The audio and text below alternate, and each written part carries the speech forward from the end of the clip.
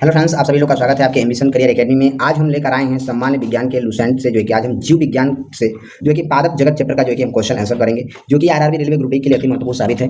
लेकिन इससे पहले बताते चलें कि ये रेलवे के एग्जामों में जिसमें साइंस का अधिक रोल होगा उसके लिए अति महत्वपूर्ण साबित होगा। ठीक है, तो चलिए फटाफट हम अपने क्वेश्चन आंसर की तरफ बढ़ेंगे। देखिए, पहला क्वेश्चन यहाँ पर हमारा दिया है, निम्नलिखित में से किसे वर्गीक का पितामह कहा जाता है? तो वर्गीक का पितामह जो कि नीलियस को कहा जाता है। ठीक है, ध्यान दीजिएगा। चलिए नेक्स्ट क्वेश्चन यहाँ पर दिया हुआ है, द्विनाम पद्धति के प्रतिपादक कौन है? तो द्विनाम पद्धति के प्रतिपादक जो है कि लिनियस नामक वैज्ञानिक को कहा जाता है। ठीक है, चलिए नेक्स्ट क्वेश्चन देखेंगे, वर्गीकरण का प्राकृतिक सिस्टम किस वनस्पति विज्ञान के प्रमुख प्रस्तुति से किया जाता है? तो वर्गीकरण का प्राकृतिक सिस्टम जो है कि ये वनस्पति विज्ञान के जो है कि स्वीडिश नामक प्रस्तुति से किया जाता है। ठीक है, ध्यान दीजिएगा। नेक्स्ट क्वेश्चन देखेंगे, पुष्पीय पादपों को रखा गया है किसमें? तो पुष्पीय पादपों को जो है कि फाइनोरोगेंस में रखा गया है। नेक्स्ट क्वेश्चन देखेंगे, अपुष्पी पादपों में क्या रखा गया है? तो अपुष्पी पादपों में जो है कि क्रिप्टोगैम्स को रखा गया है। ठीक है, ध्यान दीजिएगा। नेक्स्ट क्वेश्चन देखेंगे, वर्गीकरण की आधारीय इकाई क्या होती है? यहाँ पूछा है कि वर्गीकरण की जो आधारीय इकाई होती है वो क्या होती है? तो वो इकाई जो है कि स्पेसीज होती है। ठीक है, ध्यान दीजिएगा। नेक्स्ट क्वेश्चन यहाँ पर हमारा दिया हुआ है, देखिए हाइड्रोफाइटस होते हैं, क्या होते हैं ये हाइड्रोफाइटस? बताइए फटाफट। तो ये एक प्रकार का जलीय पौधे होते हैं। ठीक है, ध्यान दीजिएगा, काफी इंपॉर्टेंट क्वेश्चन है। हाइड्रोफाइटस क्या होते हैं? तो ये जलीय पौधे होते हैं। ठीक है, ध्यान दीजिएगा। चलिए नेक्स्ट देखेंगे, द्विनाम पद्धति का अभिप्राय है पौधे के नाम को दो शब्दों में लिखना। जो बताते हैं उन्हें क्या कहते हैं? तो उन्हें वंश तथा जातीय कहते हैं। ठीक है, ध्यान दीजिएगा। अगर द्विपद्धति पूछता है कि द्विपद्धति का अभिप्राय क्या है, जो पौधे के नामों को दो शब्दों में लिखना है, तो दो शब्दों में क्या क्या हो जाएगा? एक वंश हो जाएगा और एक जाति हो जाएगा। ठीक है, चलिए नेक्स्ट क्वेश्चन यहाँ पर दिया हुआ है, जिन पौधों पर बीज बनते हैं किंतु पुष्पीय नहीं लगते वो क्या कहलाते हैं? तो अनावृत बीज कहलाते हैं। ठीक है, चलिए नेक्स्ट क्वेश्चन देखेंगे, जीवाणु की खोज किसने की थी? तो जीवाणु की खोज जो कि लुवेन हुक नामक वैज्ञानिक ने किया था। ठीक है, चलिए नेक्स्ट क्वेश्चन देखेंगे, जीवाणु से संबंधित निम्न कथनों में से कौन सा सही होगा? तो यहाँ पर अधिकांश जीवाणु विविध पोषीय होते हैं किंतु कुछ स्वपोषी होते हैं। ठीक है, चलिए नेक्स्ट देखेंगे, जीवाणुओं के पौधों जो है कि माना गया है, क्यों? तो इनमें कठोर कोशिकाएं भित्ति होती है, इसलिए जीवाणुओं के पौधों को माना गया है। ठीक है, ध्यान दीजिएगा। नेक्स्ट देखेंगे, जीवाणिक कोशिकाओं में नहीं होता, क्या नहीं होता है? तो शुक्र कणिका नहीं होता है। ठीक है, ध्यान दीजिएगा। चलिए नेक्स्ट क्वेश्चन यहाँ पर दिया हुआ है, जीवाणुओं की साधारण आकृति क्या होती है? तो जीवाणुओं की साधारण आकृति जो है कि छड़ रूपी होती है।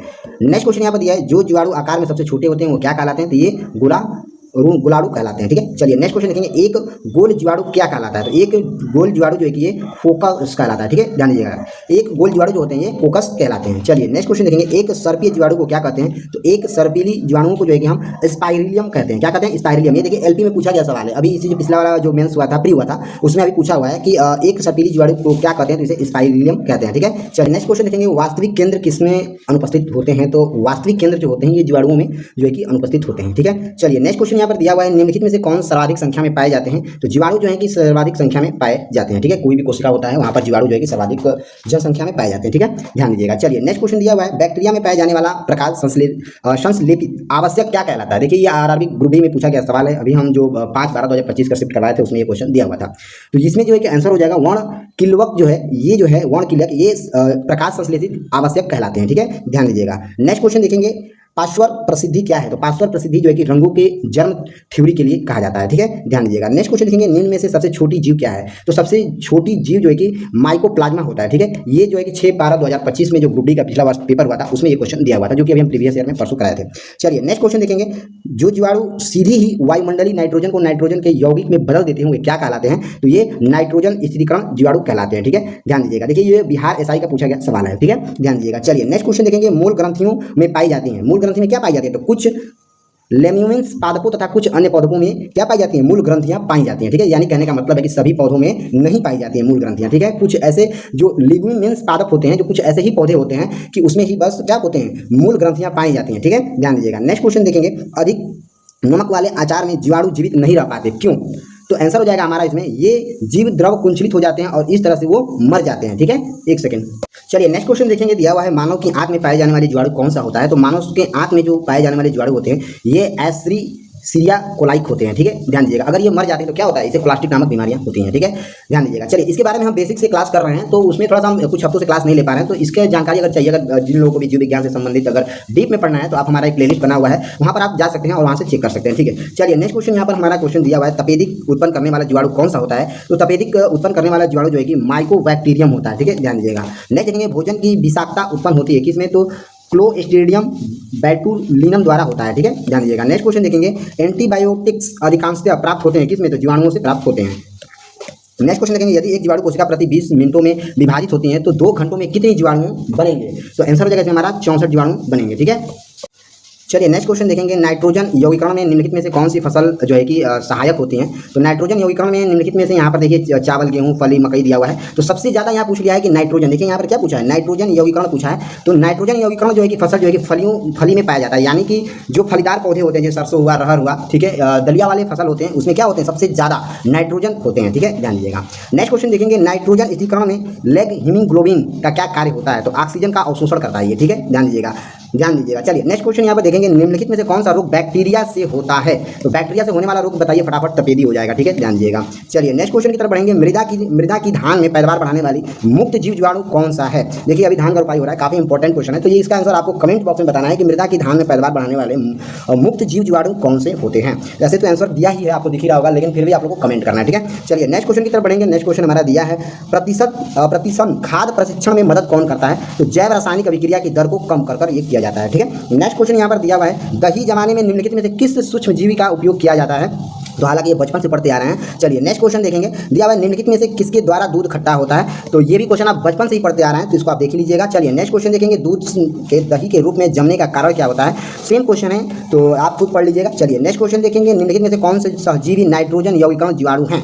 तो यहाँ पर पूछा है कि सहजीवी नाइट्रोजन यौगिकरण पूछ लिया है, तो यहाँ पर राइजोबियम हो जाएगा, ठीक है, ध्यान दीजिएगा। राइजोबियम जो होते हैं ये सहजीवी नाइट्रोजन यौगिकरण के जीवाणुओं में ये पाए जाते हैं, ठीक है। चलिए नेक्स्ट क्वेश्चन देखेंगे, सर्वप्रथम विषाणु की खोज किसने किया था। तो विषाणु की खोज जो है कि इवोनोव्स्की नामक वैज्ञानिक के द्वारा किया जाता है। चलिए नेक्स्ट क्वेश्चन देखेंगे, विषाणु माने जाते हैं। तो विषाणु जो है जीवी और निर्जीव के बीच एक एस्टेरिशन ग्रुप के रूप में इन्हें हम मानते हैं, ठीक है, साइंटिस्ट के द्वारा माना गया है। नेक्स्ट क्वेश्चन देखेंगे, निम्नलिखित में से किसमें एंजाइम नहीं होते हैं। तो एंजाइम जो है कि विषाणुओं में नहीं होते हैं, ठीक है। एंजाइम काम क्या करता है, इसका आंसर आप हमें कमेंट बॉक्स में बताइएगा।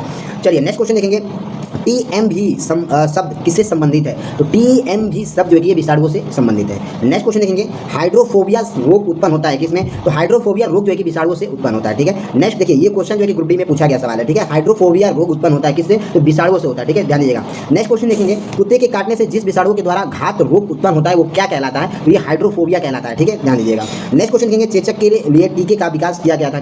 तो किसने किया था, एडवर्ड नामक वैज्ञानिक ने किया था, ठीक है। चेचक के लिए जो टीका लगाया जाता है वो किस नामक वैज्ञानिक ने वो वैक्सीन तैयार किया था, क्वेश्चन पूछा है। तो एडवर्ड नामक वैज्ञानिक ने वो वैक्सीन तैयार किया था, ठीक है। चलिए नेक्स्ट क्वेश्चन की तरफ बढ़ेंगे। नेक्स्ट दिया, एडवर्ड जेनर ने किसकी खोज की थी। तो चेचक के टीके का इन्होंने खोज किया था, अभी हम पीछे बता दिए। नेक्स्ट क्वेश्चन देखेंगे, विषाणु वृद्धि क्या करता है। तो ये जीवित शरीर में काम करता है। नेक्स्ट क्वेश्चन देखेंगे, विषाणु निर्जीव माने जाते हैं क्यों। तो ये क्रिस्टलाइज हो सकते हैं, ठीक है। नेक्स्ट देखेंगे, एंजाइम अनुपस्थित होते हैं, ये तो विषाणुओं में अनुपस्थित होते हैं। नेक्स्ट देखेंगे, एडवर्ड के कारण क्या है। तो एडवर्ड के कारण जो है कि T4 लिम्फोसाइट की कमी के कारण होता है। नेक्स्ट देखेंगे, HIV द्वारा होने वाला रोग कौन सा है। तो एड्स रोग। नेक्स्ट क्वेश्चन यहाँ पर दिया है, एड्स वायरस क्या होता है। तो एड्स वायरस जो है कि एक सूची RNA होता है, ठीक है, ध्यान दीजिएगा। नेक्स्ट क्वेश्चन देखेंगे, एड्स का कारण क्या होता है। तो ये एक प्रकार का वायरस है, ठीक है। चलिए नेक्स्ट देखेंगे, इबोला क्या है। तो इबोला जो है कि एक प्रकार का ये वायरस है, ठीक है, ध्यान दीजिएगा। नेक्स्ट क्वेश्चन देखेंगे, एड्स कैसे फैलता है। तो ये असुरक्षित शारीरिक संपर्क से फैलता है। नेक्स्ट क्वेश्चन देखेंगे, विषाणु में क्या होते हैं। तो विषाणु में जो है कि न्यूक्लियर एसिड और प्रोटीन पाए जाते हैं विषाणुओं में, ठीक है, ध्यान दीजिएगा। नेक्स्ट क्वेश्चन देखेंगे, सार्क क्या है। तो सार्क जो है कि विषाणु जनित रोग होते हैं। चलिए नेक्स्ट क्वेश्चन यहाँ पर हम देखेंगे, खसरा निम्नलिखित संक्रमण के कारण होता है। तो ये विषाणुओं के कारण होता है, ठीक है। खसरा जो है ये संक्रमण के कारण होता है, और संक्रमण कौन से होते हैं, वो विषाणु होते हैं, ठीक है, ध्यान दीजिएगा। चलिए नेक्स्ट क्वेश्चन देखेंगे, निम्नलिखित में से कौन सा रोग विषाणु के कारण होता है। चलिए इसका आंसर आप कमेंट बॉक्स में बताइए।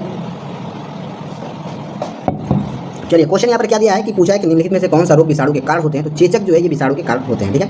नेक्स्ट देखेंगे, जंतुओं में होने वाली फूट एंड माउथ रोग किसके कारण उत्पन्न होता है। तो जंतुओं में फूट एंड माउथ रोग जो है ये विषाणुओं के कारण होता है। नेक्स्ट देखेंगे, आलू में मोजेक रोग का कारण तत्व क्या है। तो विषाणु होता है, ठीक है। चलिए नेक्स्ट देखेंगे, वनस्पति विज्ञान की वह शाखा जिसे शैवाल का अध्ययन किया जाता है वह क्या कहलाता है। तो वह फाइकोलॉजी कहलाता है। नेक्स्ट देखेंगे, शैवाल की कोशिका भित्ति किसकी बनी होती है। तो यह सेलुलोज की बनी होती है। नेक्स्ट देखेंगे, हाइड्रा की स्रावित कोशिकाओं में कौन सी सहजीवी शैवाल मिलता है। तो यहाँ पर यूक्रोलेला मिलता है, ठीक है, ध्यान दीजिएगा। नेक्स्ट देखेंगे, सरगासो समुद्र का नाम पड़ा है किस पर। तो शैवाल के कारण पड़ा है। नेक्स्ट क्वेश्चन देखेंगे, गलगंडक रोग से बचा जाता है और कुछ समुद्री खरपतवार खाने से इसका इलाज होता है क्योंकि इसमें प्रचुर मात्रा में क्या होता है। तो आयोडीन पाया जाता है, ठीक है, ध्यान दीजिएगा। नेक्स्ट क्वेश्चन यहाँ पर हमारा दिया है, किस शैवाल में आयोडीन प्राप्त होता है। तो लैमिनेरिया में जो है कि आयोडीन प्राप्त होता है। नेक्स्ट क्वेश्चन देखेंगे, केल्प प्राप्त होता है किससे। तो समुद्र शैवाल से प्राप्त होता है। नेक्स्ट देखेंगे, निम्नलिखित में से कौन सा स्वपोषित है। तो शैवाल जो है स्वपोषित होता है। नेक्स्ट देखेंगे, निम्नलिखित में से कौन सा एक जीव चावल के फसल के लिए जैव उर्वरक का कार्य करता है। तो नील हरित शैवाल कार्य करता है। नेक्स्ट क्वेश्चन देखेंगे, अंतरिक्ष कार्यक्रम में ऑक्सीजन की आपूर्ति को नियंत्रित करने के लिए प्रयुक्त किए जाने वाले एक कोशिकीय शैवाल का नाम क्या है। तो क्लोरेला है, ठीक है, ध्यान दीजिएगा। नेक्स्ट देखेंगे, लाल सागर में लाल रंग किसकी उपस्थिति के कारण होता है। तो शैवाल के कारण होता है। नेक्स्ट देखेंगे, एंगर किससे तैयार होता है। तो एंगर जो है शैवाल से तैयार होता है। नेक्स्ट देखेंगे, वनस्पति जगत के गैर हरित विषम पोषित पौधे कौन से होते हैं? तो फंजाई होते हैं, ठीक है, ध्यान दीजिएगा। नेक्स्ट है कवक की कोशिका भित्ति किसकी बनी होती है? तो ये काइटिन और हेमीसेल्यूलोज की बनी होती हैं। चलिए नेक्स्ट क्वेश्चन देखेंगे, कवकों द्वारा रिजर्व सचिव भोज्य पदार्थ किस रूप में संचित होते हैं? तो ये ग्लाइकोजन के रूप में संचित होते हैं। नेक्स्ट क्वेश्चन यहाँ पर हमारा दिया है, सभी कवक सदैव होते हैं किसमें? तो विविध पोषीय में होते हैं। नेक्स्ट देखेंगे, माइकोराइजा सहजीवी संबंध होते हैं, तो ये कवकों तथा उच्च पौधों की जड़ों के बीच में संबंध होता है। नेक्स्ट क्वेश्चन देखेंगे, वृक्षों की छाल पर उगने वाले कवक क्या कहलाते हैं? तो ये कोटिकोल्स कहलाते हैं। नेक्स्ट देखेंगे, गोबर पर उगने वाला कवक क्या कहलाता है? तो ये कोपीफिल्स कहलाता है। चलिए नेक्स्ट क्वेश्चन देखेंगे, निम्न में से किसमें क्लोरोफिल नहीं होता है? तो कवकों में नहीं होता है। नेक्स्ट देखेंगे, आलू का लेट व्हाइट उत्पन्न होता है, तो फाइटोपोथ्रा इन्फ्लेक्स द्वारा जो है कि आलू का लेट ब्लाइट उत्पन्न होता है। नेक्स्ट देखेंगे, डबल रोटी के निर्माण में काम आने वाली कवक कौन सा है? तो साइक्रोमाइजिसिस सेरेवेसिस है। नेक्स्ट देखेंगे, पेनिसिलियम क्या है? तो ये एक प्रकार का कवक है। नहीं देखेंगे, पेंसिलिन की खोज किसने की थी? तो पेंसिलिन की खोज जो है कि अलेक्जेंडर फ्लेमिंग के द्वारा किया गया था। नेक्स्ट देखेंगे, अर्गेटा प्राप्त होता है, तो अर्गेटा जो है कि ये क्लेवेरिस सेपिस से प्राप्त होता है। नेक्स्ट देखेंगे, औद्योगिक स्तर पर पेंसिलिन प्राप्त किससे किया जाता है? तो ये पेंसिलियम काइरोसोजेनम से प्राप्त किया जाता है। नेक्स्ट देखेंगे, जब गेहूं के गुत्थे हुए आटे में शिष्ट कोशिकाएं मिलाई जाती हैं तो डबल रोटी कोमल और छिद्र युक्त हो जाती हैं, ये क्यों होता है? तो ये कार्बन डाइऑक्साइड का उत्पादन कर रोटी को स्पंजी बना देता है। नेक्स्ट देखेंगे, शिष्ट में काई का जनक क्या होता है? तो ये मुकुलनों के द्वारा होता है। नेक्स्ट देखेंगे, निम्नलिखित में से कौन खाने योग्य कवक हैं? तो आंसर हो जाएगा हमारा एगैरिक्स जो है ये खाने योग्य कवक होते हैं। नेक्स्ट देखेंगे, LSD किससे प्राप्त होता है? तो कवक से ये प्राप्त होता है। स्पेक्ट्रम प्रतिजैविक किससे उत्पन्न होते हैं? तो ये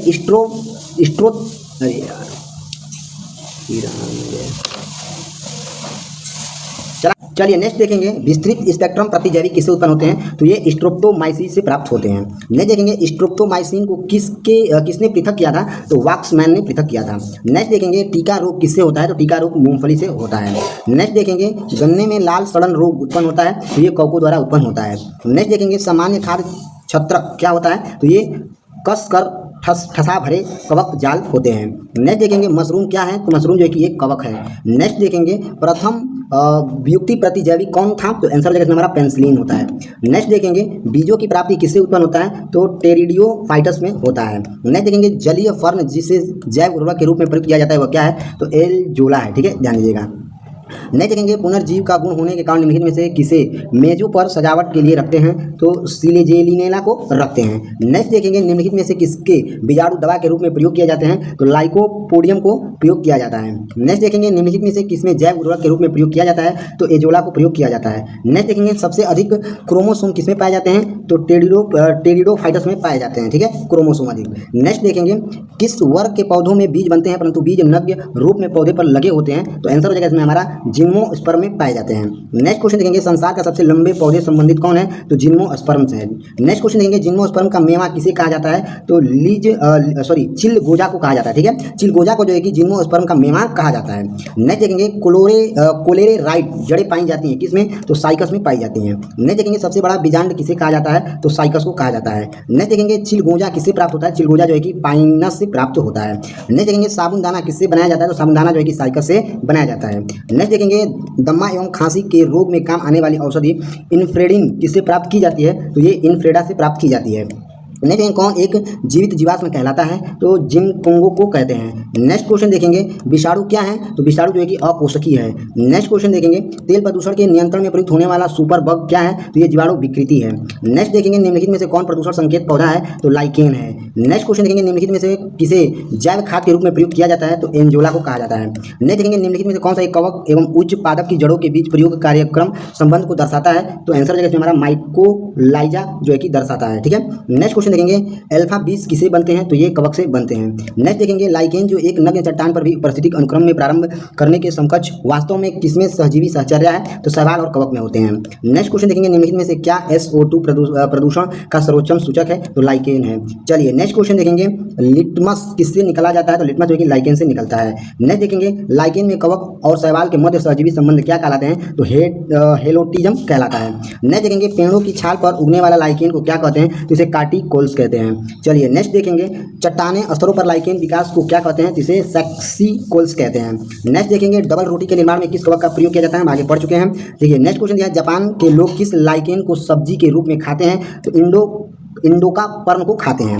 नेक्स्ट क्वेश्चन देखेंगे, मिर्गी की औषधि किस लाइकेन से प्राप्त होती है? तो परमेलिया परजीवी से प्राप्त होती है। नेक्स्ट देखेंगे, वनस्पति जगत में निम्नलिखित में से किसमें जल स्तर उभयचर कहते हैं? तो बायोफाइटस में होता है। नेक्स्ट देखेंगे, जड़ के स्थान पर मूलाभास पाया जाता है? तो ये बायोफाइटस में पाया जाता है। चलिए नेक्स्ट क्वेश्चन देखेंगे, बायोफाइटस में संबंधित है तो ये लिवरवर्ट एवं मौसम में होता है। ठीक है, तो चलिए फ्रेंड्स यहाँ पर हम टोटल जो है कि 130 क्वेश्चन को डिस्कस किए। मिलते हैं हम अगले लेक्चर में, तब तक के लिए जय हिंद जय भारत।